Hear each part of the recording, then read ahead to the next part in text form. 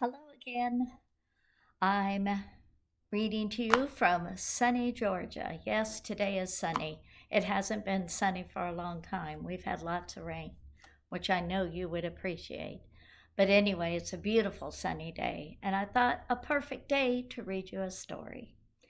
Once again, I found a Patricia Polacco book. This one was new to me. This one is called Mr. Wayne's Masterpiece. And once again, it is written on a personal experience of Patricia Polacco. And the illustrations are done with the help of her mother. So here we go.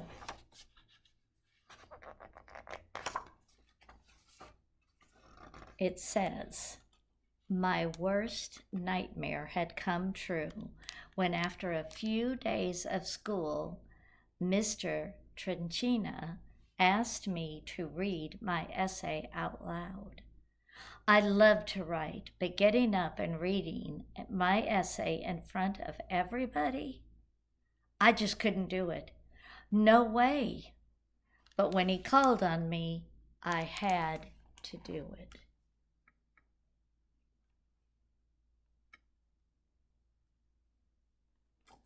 I think we can all relate to those times. I turned around, gripping the paper so tight that it fluttered like a bird in flight. My knees were knocking, and my mouth was so dry I couldn't move my lower jaw. I was sure that the kids in the back could hear my heart beating. I looked up. Everybody was looking at me. Everybody. Take a deep breath, dear, Mr. T said softly from the front of the room. Remember, everyone here is your friend. We really want to hear your essay. But my voice wouldn't come out. Finally, Mr. T let me go back to my seat. It's all right, Patricia, he said. I wanted to die.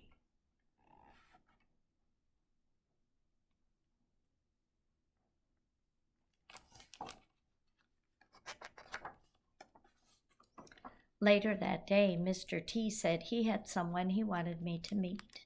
It turned out to be Mr. Wayne, the drama teacher. The drama teacher? Mr. T tells me that you are a crackerjack writer, Mr. Wayne said. He had the most wonderful smile.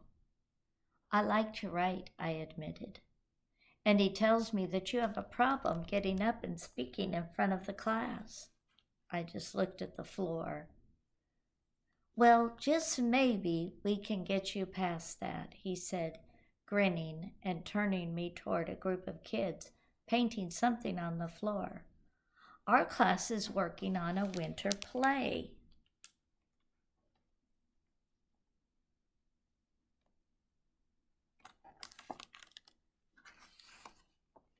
My heart stopped in my chest. Drama class? Winter play? Me? Was he kidding?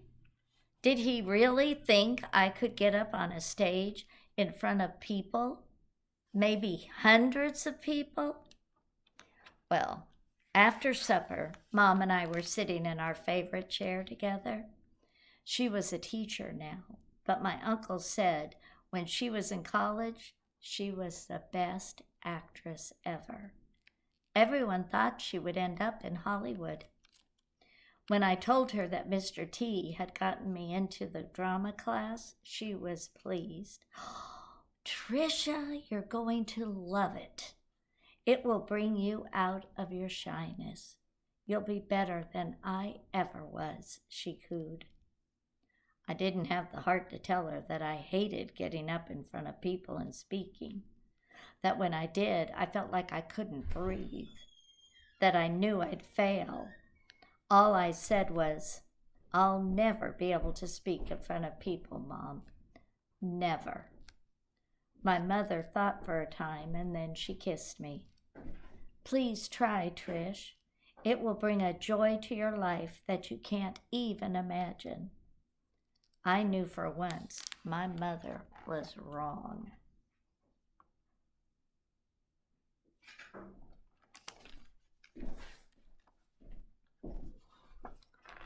At first, Mr. Wayne put me in charge of painting the scenery flats for the play.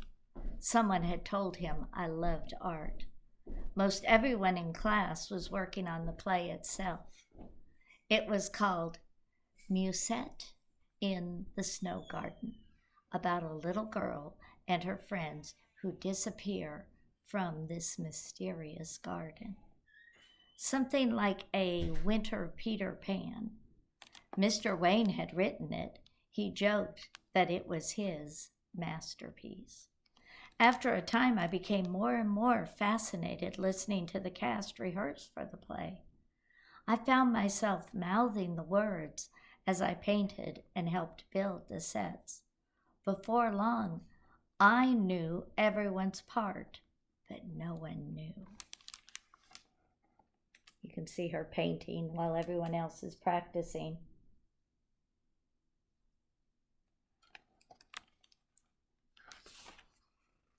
Mr. Wayne often invited me to join the rest of the class in exercises. He'd bark an emotion at us and we would immediately show the emotion. Fear, anger, curiosity. He had us do word games too and had our voices just make noise. Sometimes he'd tell us to lie on the floor and put heavy books on our stomachs and make us recite poems. If these books aren't moving, then you aren't using your diaphragms, he'd say.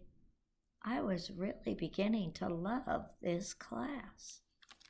One day, after I'd been in the class for a few weeks, Mr. Wayne announced who was taking each part in the play.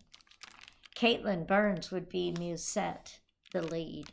I liked Caitlin, and so did everyone else in school, it seemed. She was a nice person, and what an actress. No wonder Mr. Wayne chose her. Here they are practicing their sounds.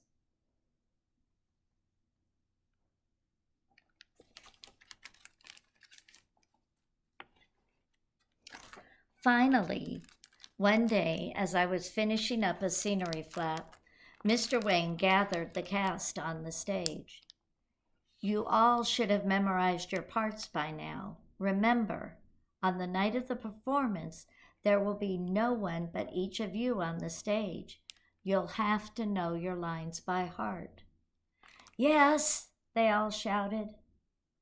But they didn't. Bobby Eklund kept forgetting the last part of anything he had to say. Carol Costa spoke so low, who knew if she knew her part? And I could see Mr. Wayne growing disappointed. Then Caitlin Burns, Musette, could hardly remember a single line. Come to the garden at the winter moon because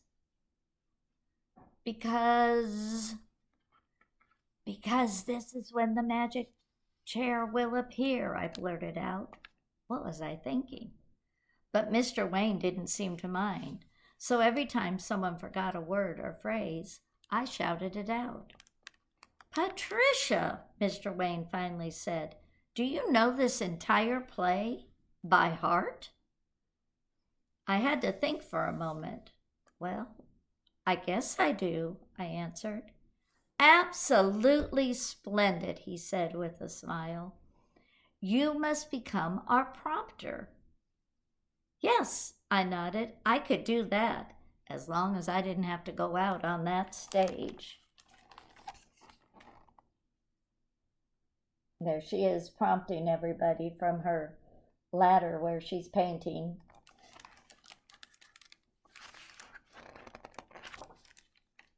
Sometimes these pages don't turn easily. Then, just a week before the play, a catastrophe struck. Caitlin Burns' family suddenly moved away. They were just plain gone, without even telling the school. What are we going to do? Carol Costa howled at rehearsal. None of us knows her part well enough to step in for her. Donna Biscay said this to Mr. Wayne. Wait, Kathy Polos called out. Mr. Wayne, we have a Musette. She's been here all along. She motioned toward me. Patricia knows every part of the play. Well, yes, I did, and my mother would be so proud. But when I looked out into the empty auditorium and tried to say a line, nothing would come out. I felt like I had gulped hands full of dust and sand.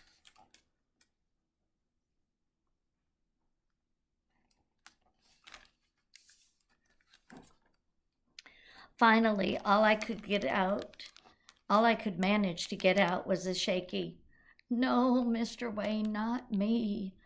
Everyone surrounded me. "Patricia, you have to.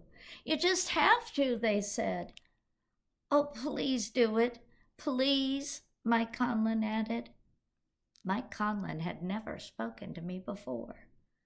"Well, Patricia, do you think you have it in you to do it?" Mr. Wayne asked. I just stared at the floor.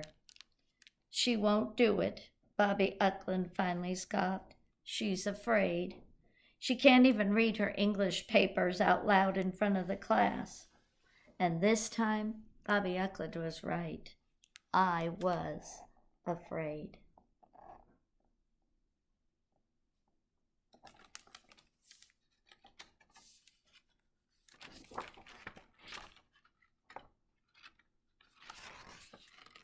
After school that day, Mr. Wayne worked with me alone. "Patricia, everyone in class is behind you. All of them will be as nervous as you are to stand up on that stage. Don't you know that? I want you to recite Musette's speech when she is in the garden at midnight." And then he pulled me out to the apron of the stage. I started to say her lines. I really did know them all by heart, but I looked out at the empty auditorium and my voice started shaking. Say each sentence slowly. Take a breath between each of them.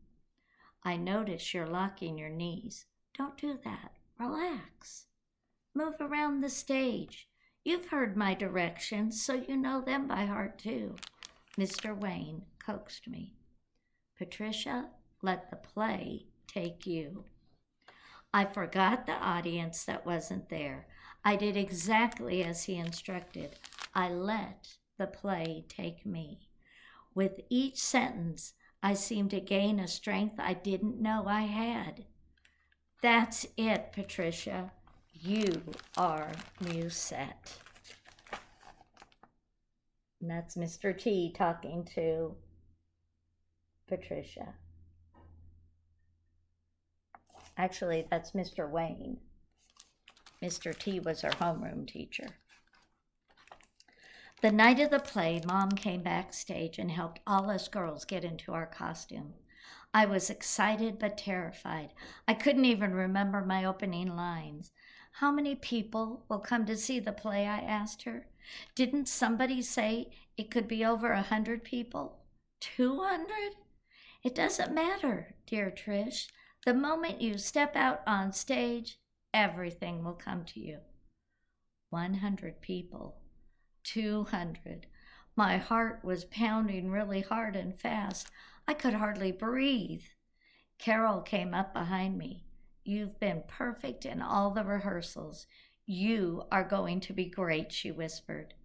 "But I always rehearsed in front of an empty auditorium," I gulped. Mr. Wayne heard us. "Remember, my Musette, let the play take you." That's her mother helping her get ready.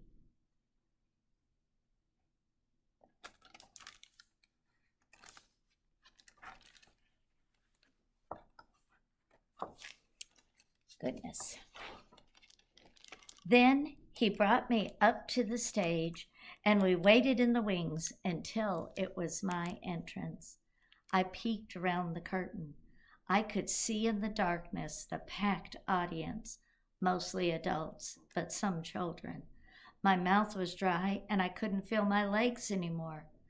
I couldn't do this. But then I heard my cue. "You're on, Musette," Mr. Wayne whispered and gave me a little push. I took a deep breath. I unlocked my knees and swayed a little. "Musette," I said to myself, and again, "Musette." And then I moved onto the stage. You can see the fear in her eyes right there. It's like, oh my goodness. Without thinking, my first line came out of my mouth, and the second and the third. I moved around the center stage to gather my handmaidens, my arms flowing as I called them. I was Musette, and the more I said, the easier it got. The audience disappeared. I remembered every stage direction that Mr. Wayne had shown me. I gestured. I sang out. I reacted to each of the others. I listened to what they were saying and responded. Everyone played their roles too. When Bobby Eklund flubbed a line to me, he looked lost, but it didn't throw me. I just fed him into his next line under my breath.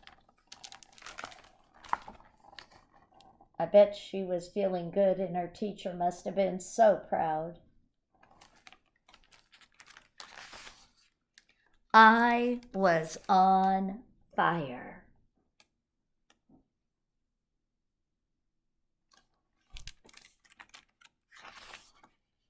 The rest of the play went without a hitch. Everyone did a great job, and what I loved most was that I felt like I belonged to something so much bigger than I was. All of us in a play were like family. And the audience, it stood up and gave us a standing ovation. I couldn't believe it.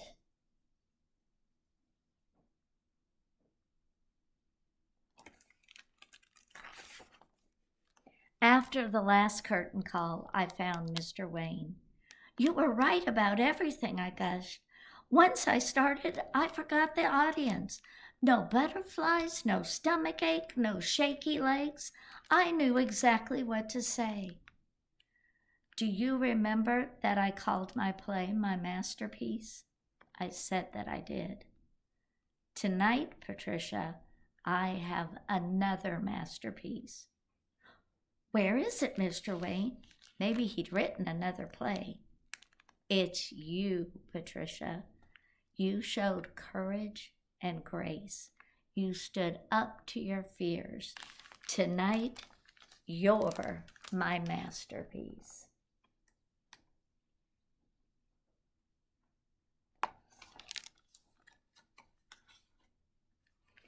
That magical night has lived in my memory all these many years. Of course, Mr. Wayne had many, many masterpieces. Young people who were just like me, afraid of stepping on stage, and like me, afraid to speak in front of anybody.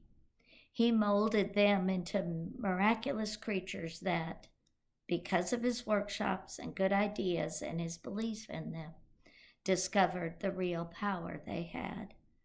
Thanks to him, I did lose my shyness, and I am able to make speeches to crowds of many hundreds, sometimes thousands.